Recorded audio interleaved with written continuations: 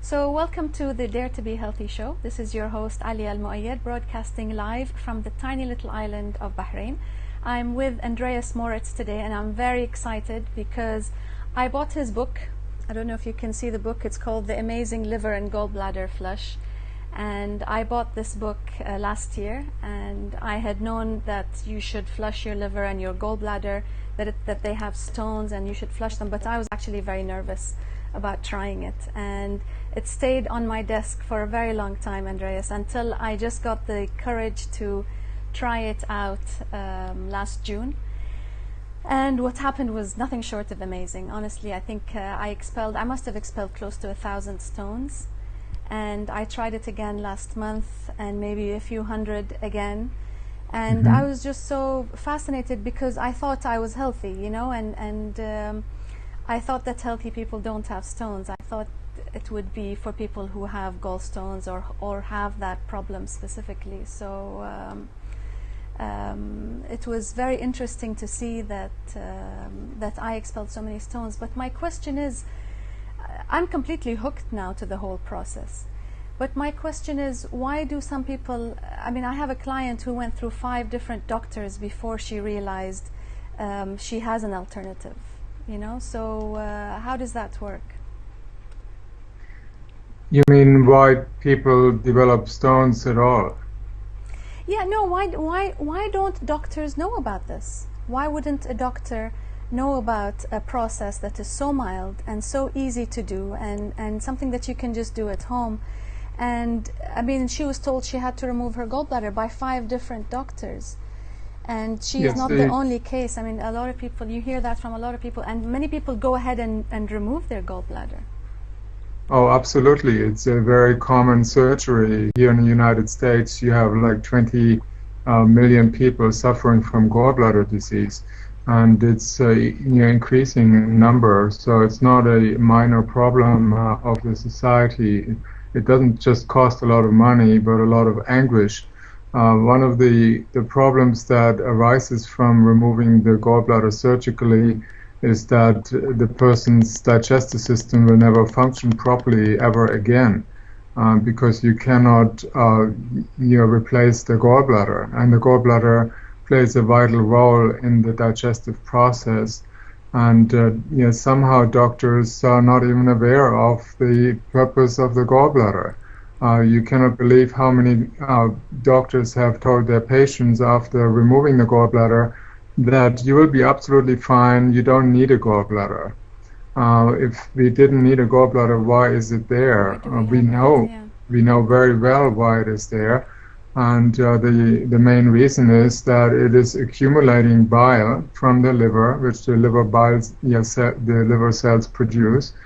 The bile is accumulated in the gallbladder, and then 90% of the water content of that bile is removed to make the bile extremely thick and viscous. And it makes it possible for the bile then to act on the food in order to aid in the digestion and to absorb nutrients, including things that are extremely important for our body, such as vitamins, fat-soluble vitamins, and calcium, magnesium, and zinc, and then other minerals, besides the fat that we need in order to digest other foods. So we cannot digest fats anymore. We are suffering from fat-soluble vitamin deficiencies, such as vitamin K, which is important for our blood health, to keep our blood thin enough and normal enough, so that we can use the blood to distribute nutrients to the cells in the body. And just that one little thing, if we don't digest fats properly, that can lead to serious consequences in the body. Of course. And it's unfortunately not properly understood by the medical profession. In fact, if you go to any medical textbooks that are used in the medical schools, they don't spend much time on this, and they don't discuss intrahepatic gallstones, which some research universities speak about, like Johns Hopkins University they describe that, but it's not really taught in the medical schools.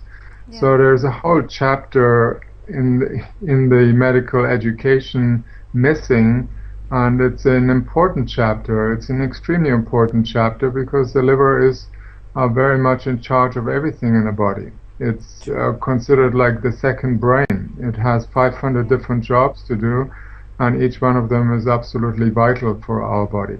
Yeah. Well, Andreas, I have a few more questions coming in from that came in from people, but you seem to have frozen there. Can we just hang up and call you again? Okay. So I wanted to ask you about the symptoms of gallstones. I mean, a lot of people don't know if they have gallstones at all. I mean, I was one of them. I didn't know if I had the symptoms. You think if you're eating healthy and you're doing things right, you don't have them. How would you help people tell if they have gallstones or not? Well, gallstones, the presence of gallstones, if you refer to calcified gallstones in the gallbladder, they are pretty asymptomatic. That means you don't know that they're there. It's just sometimes you suffer from indigestion, you may get nauseated after eating a fatty meal and that sort of thing. Most people don't have gallstone attacks. Like I had 40 gallstone attacks before I discovered a way to get rid of my calcified gallstones in the gallbladder and the non-calcified gallstones in the liver. Now, once again, you won't notice anything about the non-calcified gallstones, which Johns Hopkins University refers to as intrahepatic gallstones. That means intrahepatic, inside the liver. And these intrahepatic gallstones, they simply block the bile secretion, the ability of the liver to remove bile, which it has to do in order to get rid of toxins, because the bile is the principal outlet for the liver to clear the toxins that the liver is removing from the bloodstream. Yeah. So the bile is the principal outlet for that. And if there are intrahepatic gallstones, which tend to be very soft, usually green colored, light green or dark green or bright green colored stones, or they can be beige, they can be yellowish, some can be red. And these are bilirubins. Wow. Yes, some can be black, and some can be white, which are just pure cholesterol crystals in the bile ducts of the liver. And these are also the first ones that develop into calcifications in the gallbladder, which are then referred to as the gallstones, the real gallstones that doctors recognize, and they don't recognize the other ones.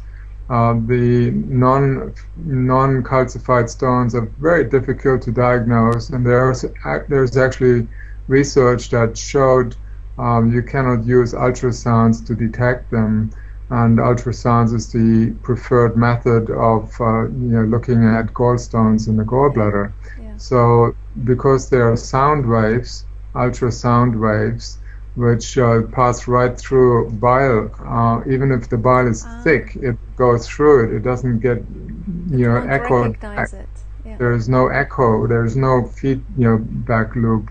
So you cannot see them on the screen. Let me show the picture that you have in the book here, which is the gallstones inside the gallbladder. But I am just fascinated by how many stones could actually be in the gallbladder, because if you're releasing thousands every time, and it's a very small organ, so are they all just compacted inside there? They're not from the gallbladder. They're mostly from the liver. Okay. The liver is a huge organ. It's the second biggest organ in the body, and it's very compact. So it's full of tissue. It's not like an empty organ like the lungs, which is the biggest. The lungs are basically empty bags. The liver is a very solid organ, and it moves, it runs from the right side, from one extreme side of your body, the middle part of the body, all the way to the left side. So It's an enormous thing, and it has hundreds and thousands and 10,000s of bile ducts. So it's not just a few where stones can accumulate, but you can accumulate literally thousands of them. I had a friend that I used to know in Germany. He died from liver cancer about 2 years ago. And I'd never spoken to him in 20 years, and then suddenly he called me up just before he died, and so he described to me his symptoms, and I said, your liver is absolutely packed full with stones, and I don't see any other way to help the liver breathe again with these stones inside. But he had an attack.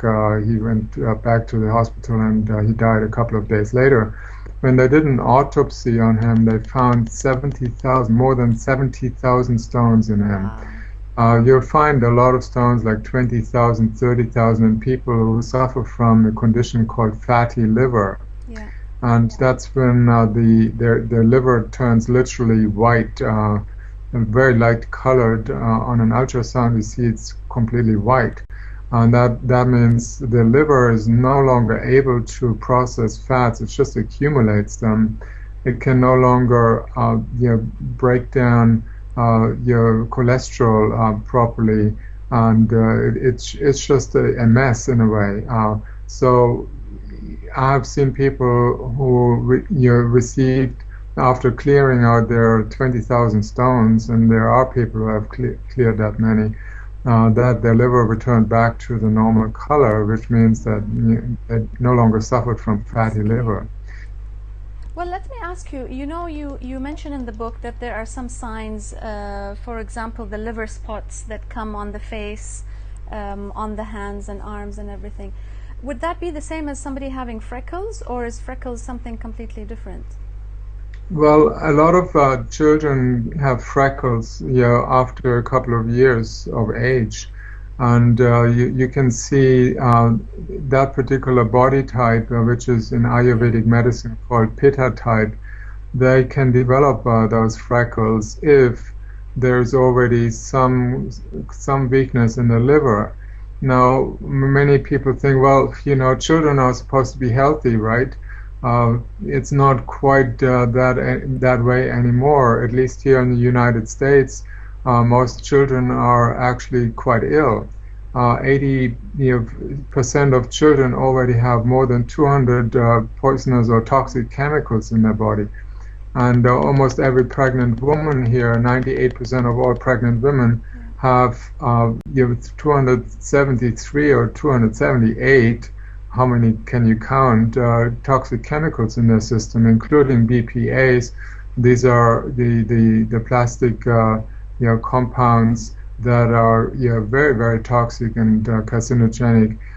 Plus the vaccines that are injected into little children contain 63 different carcinogenic chemicals, harmful chemicals in them. That are just injected right into the bloodstream, so they will show up in the liver, and the liver will start trying to dump them into the bile, and the bile starts coagulating, get hardened in order to surround these toxic chemicals with bile, which is a protective mechanism. And we know that anywhere there is fat, that is a preferred way for the body to absorb toxins, because fat is a neutralizing agent, so it keeps these toxins and poisons neutral for the time being until the body finds a way to get rid of these accumulated fat globules. However, in the liver, they will start accumulating as stones, and that blocks the bile flow, so it makes it even more difficult for the liver to remove toxins and noxious substances in food, additives that are you put into foods. There are so many foods out there that are just outright toxic for the human body. the body doesn't have a chance in even making use of any of that, because it's synthetic food. It's synthetically produced vitamins. Breakfast cereals alone are just contaminated with a huge number of chemicals, including synthetic vitamins that like B vitamins, which the body doesn't know what to do with, and so they're regarded as toxins. And that's why in children we have so many allergies. Asthma is just incredibly high now, and other food allergies, because the body constantly reacts to something, one thing or another, that is harmful to the body. The body doesn't want to absorb it, so it produces antibodies and to try to get rid of them. But it's not the ideal situation. So a lot of children are not healthy. They develop stones, and a lot of children actually do liver flushes, believe me or not, and they are passing stones. I had a child already passed 500 stones and 3 liver flushes, and feels like completely different. Yes, they do half the dosage of everything. So they take half the olive oil and half the juices and Epsom salts. So it's very safe for them. Yes. So they just do half 3 days of juices, or half the amount for the 6 days? They do half the amount for the 6 days. Okay. Now, speaking of which, I want to talk a little bit about the process. I know you have very specific instructions on what to do. You're supposed to drink apple juice, X amount of apple juice for 6 days, and then do the flush, the Epsom salts and everything. Now, at some point you mentioned that if you're not going to be able to do the flushes repeatedly, then it's better not to do it at all. And why is that? Isn't releasing some of them, at least, let's say you do 1 flush and you release 500, isn't that better than nothing? That's a very good question, and it's not that I'm saying it's absolutely this case. I've just observed over the years that I've been working with this, and that's about 15 years now, that if a person just does 1 or 2 liver flushes because they feel so good afterwards and they feel relieved, have more energy, they think that's it, they don't have to do anymore. The problem with that is that once your liver is passing stones, there will be more stones coming from the rear ends of the liver, passing through the smaller bile ducts into the larger bile ducts, and gradually accumulate in the exiting bile ducts. And there are 2 exiting bile ducts. They're very large, and those 2, they are basically connecting to the common bile duct that then runs down into the small intestine, and also partially into the gallbladder. So when a person is not cleaning out the liver until all the stones are gone, then the symptoms that were there previously, they may come back and even be stronger than before, because once the liver gets sort of notices that, oh wow, we can start releasing all the stones that we have accumulated, at least in the back part of the liver, and start transporting them down to the exit, then the exit can get severely congested. So it's better to, if you decide to do that, to put aside the time to do them regularly, like every 3 to 4 weeks. That's something that worked for me. I cleared out all the stones, and then I started living. I didn't have to be afraid of having another gallstone attack down the line. Well, let me ask you, I know I've seen in some websites, and I've heard some health experts also suggest a liver flush or a gallbladder flush of some sort, but without the apple juice. Now, I know you recommend, and I don't want to go through all the details of what you recommend for the whole flush, because I would recommend people go to your book and look at all the details there, because it's quite detailed. But what would you say to people who say just have the grapefruit olive oil mix with the Epsom salts, like just do day 6 basically without the apple juice beforehand? Right. I personally don't recommend that, because preparation sometimes gets you further than doing something in a hurry. when you use apple juice, or there are alternatives as well, like malic acid for those who cannot tolerate so much sugar, which is contained in so much apple juice. And recently I introduced another simple way, which is probably easier for a lot of people, and that is 8 ounces of tart or sour cherry juice. That is the red cherry, not the dark cherry, the sweet one, but the tart sour cherry. And so if you drink 8 ounces of that, which is about a little less than 250 milliliters per day, then that is sufficient. That equals the amount of 1 liter of apple juice, because it has a higher concentration of malic acid in it. And it tends to be very well tolerated because it has very little sugar in it. And where would you find that? Online, probably. Here in the United States, you find that in most health food stores, Whole Foods, and other natural health food stores, definitely. So it's something that is very popular here. People take it also for other reasons, like prostate issues, but many people just like it as a beverage. Yeah, because I've heard that question a lot of people who cannot tolerate the apple juice, or just for simple health reasons, because if you're doing 10 or 12 flushes in a row and you're drinking all that sugar, then it's not the easiest on the system. With regard to malic acid, you would take half a teaspoon to 1 teaspoon in 24 to 32 ounces. So that would be up to 1 liter of water per day for 6 days. And that is very tolerated for those who have a candida problem, or who are diabetic. But the tart cherry juice definitely works. Or 4 to 8 tablespoons of apple cider vinegar in a liter of water. That is another option. And the main thing is to do it, sort of for a couple of days. 6 days is, in my opinion, the most optimal time frame. And if you don't do that, you may not get out as many stones, or they may not come out as easily because they're not softened enough.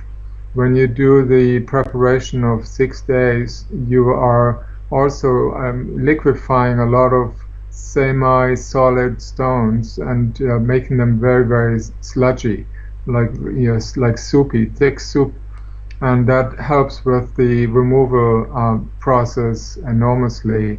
So I do think that it's worth the effort, given the experience I've had with so many people around the world, and literally millions of people have done the liver flushes. Yeah, thanks to you. I think that's fantastic. But I have a question about hepatitis C. Now, there's a question: does the removal of the gallstones, does that increase the viral load in the test when they test for hepatitis C afterwards? Do you know?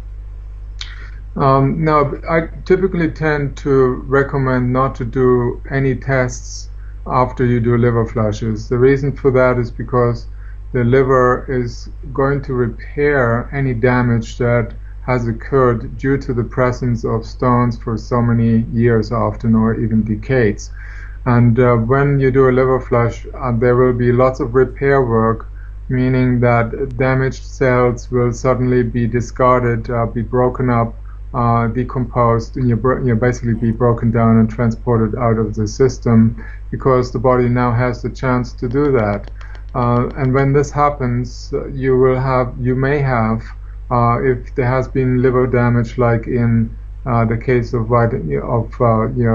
hepatitis C or B, that in this situation the ALS and AST enzymes in the blood will start rising, and that's, in my opinion, a very good sign. But if you went to the doctor, he would say, "Oh, you have a problem in the liver." So one has to be very careful not to misinterpret what's happening. But obviously this doesn't apply to people who just are doing liver flushes, who are not patients in terms of past liver infections. But regarding the viral count,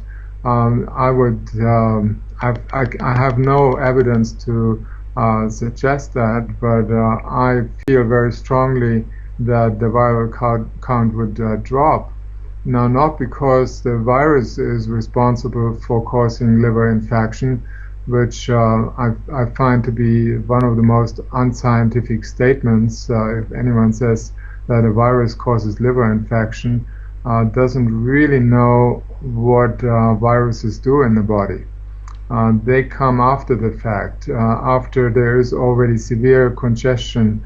Those people who came to me with liver infection, they had already many years of liver issues where the bile ducts were clogged up severely, and I could see that amongst many signs and indications such as digestive problems, liver spots in the face, in the gallbladder area of the head.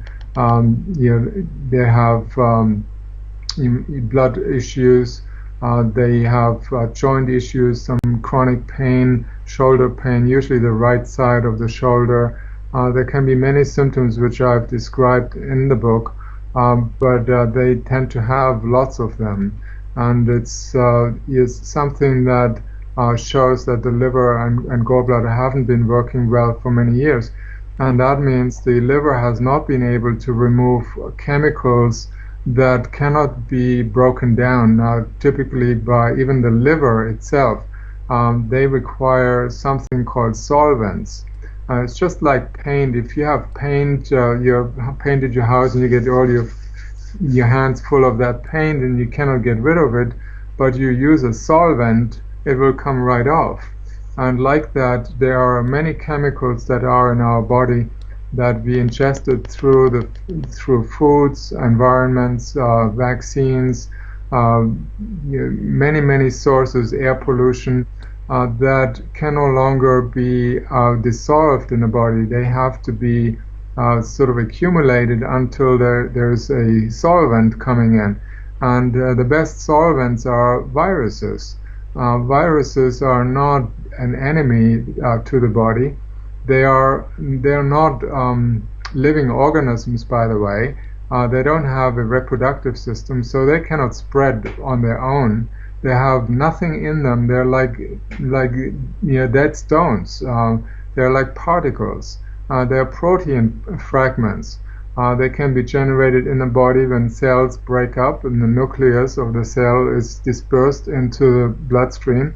These are RNA particles, which are viruses like HIV, HIV-1, HIV-2, HIV-3. So when there is advanced cell damage, then you can test positive for HIV without ever getting infected in any other way. And the hepatitis C and B, these viruses, they have to be reproduced, guess by whom or what? By the body. There is no other way than the body itself purposefully, intentionally reproducing them, because the body cannot get rid of certain things anymore that are extremely harmful, that could cause severe problems. So the body prefers to inflame its liver through the process of using viruses in order to you break down old structures that have accumulated all those chemical poisons. And so when the body does that, you will have an inflammation, and the cells that were already filled with those chemicals, they will be damaged beyond repair, and that's why we have progressive cell damage in the liver. Unfortunately, doctors blame the virus for that act, not the underlying toxins or chemical poisons that led up to the survival mechanism called hepatitis. Yeah. Well, how do we make sure that we don't have any more stones in the future? I know we know that everybody has them more or less, and we know that there are calcium stones and there are cholesterol stones and bile stones. But why are they being collected in the liver, and is there an emotional factor as well that comes into play? And these are good questions. Yeah, definitely emotions play a major role. We know very, very clearly from the scientific evidence, research that has been done, that when you get angry, for example, you are changing the bile flora. That means the bacteria that are in the bile that keep the bile as it needs to be, very fluent, very flowing and healthy. And if you suddenly change the bile flora, the bile starts thickening and getting harder, and it starts becoming sludge, eventually leading to the occurrence of these intrahepatic gallstones. Yeah. So yes, there no are anger. well, it's not something you can control. If you try to stop yourself from being angry, all that you're doing is you're turning it inside yourself, you're internalizing it, and it turns into depression. And then that's basically suppressed anger. And that doesn't help either, because then depression, we know, depresses or suppresses the immune system and the digestive functions and the waste removal functions in the body. So once again, the liver is having to pay the price for that. There are many things that can contribute to these gallstones. If we want to prevent them, first of all, cleaning out the liver is the best prevention for new stones. Because once you have no stones, it's harder for the body to make new ones. Yeah. Second, once you have no stones in the liver, you'll find that you have a hard time getting angry. It's hard to become angry. It's really interesting, because the liver seems to be the emotional center for anger, frustration and anger. And if the liver is clean, it's difficult to get angry. So that's a plus. The third thing is diet and lifestyle.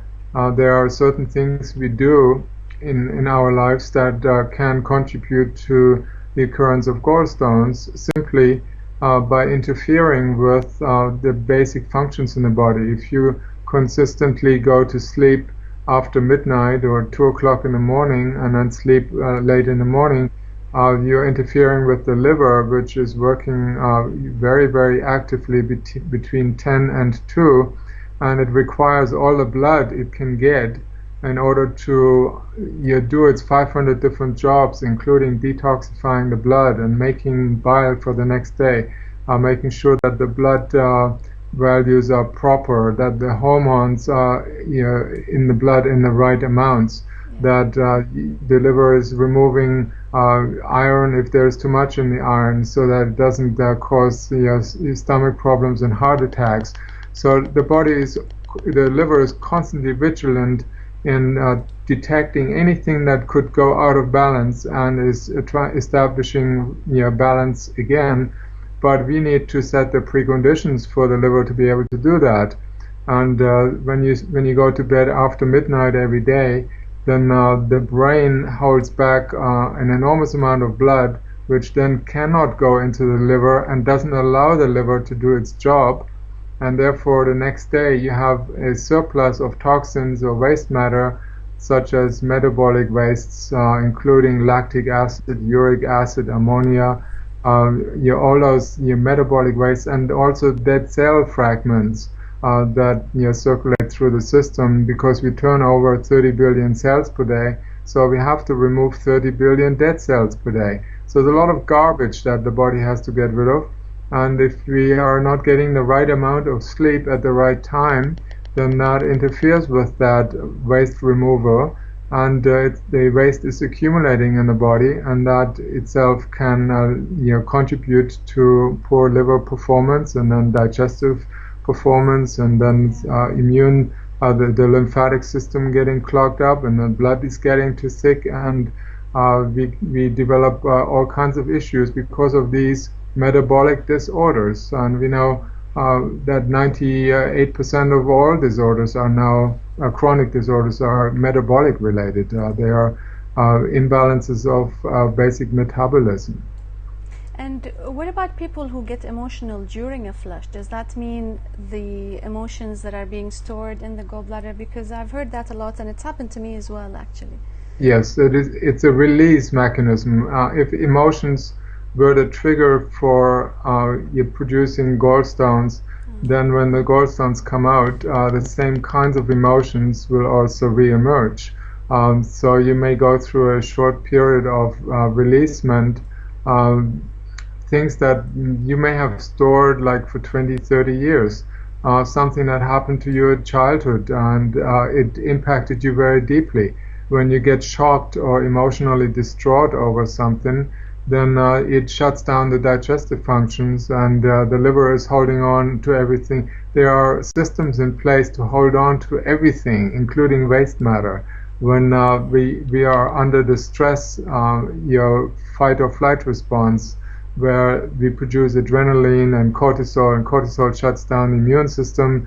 It's a way to save energy, to make the energy available for running away or for fighting, fight or flight response. So if we are constantly stressed over something or we have an unhappy childhood, then these are the children that will later on be diagnosed with having gallstones. It's just no other way around, or they will never be diagnosed but misdiagnosed for having other things like cancer. Cancer is closely linked to the liver, and heart disease is linked to the liver. There's virtually every part of the body is the liver. Yeah. Well, I wanted to ask you about the part of the process where you say that you should get a colonic before and a colonic after. Now, why is that so important? And if you were to drop one of them, which one can you drop? The first one would be the one that, particularly if a person is not constipated on a regular basis, then the first one could be dropped and be replaced with an enema, like a simple water enema. The last one I would not discard, because I can tell you from many years of experience that even if a person cleaned out the colon beforehand, does the liver flush, passes hundreds of stones, there will always be some stones that are left behind in the colon. And they are often not coming out on their own. So it's good to wash them out using a colon hydrotherapy, or to have a colema, or there's just 2 or 3 back-to-back water enemas if you're used to them. What about the coffee enema? The coffee enema doesn't clean out the colon. All it does, no. The coffee enema only gets up to the rectum, or not even, and it's a very small amount of liquid, but it doesn't move up. It's far too heavy. It just doesn't move. You would have to take 3 liters or 4 liters of coffee to be able to reach higher levels of the colon. So the best way is to use water. Coffee enemas are used for people who have some energy deficits, that have liquid toxins that can be removed through the coffee stimulation.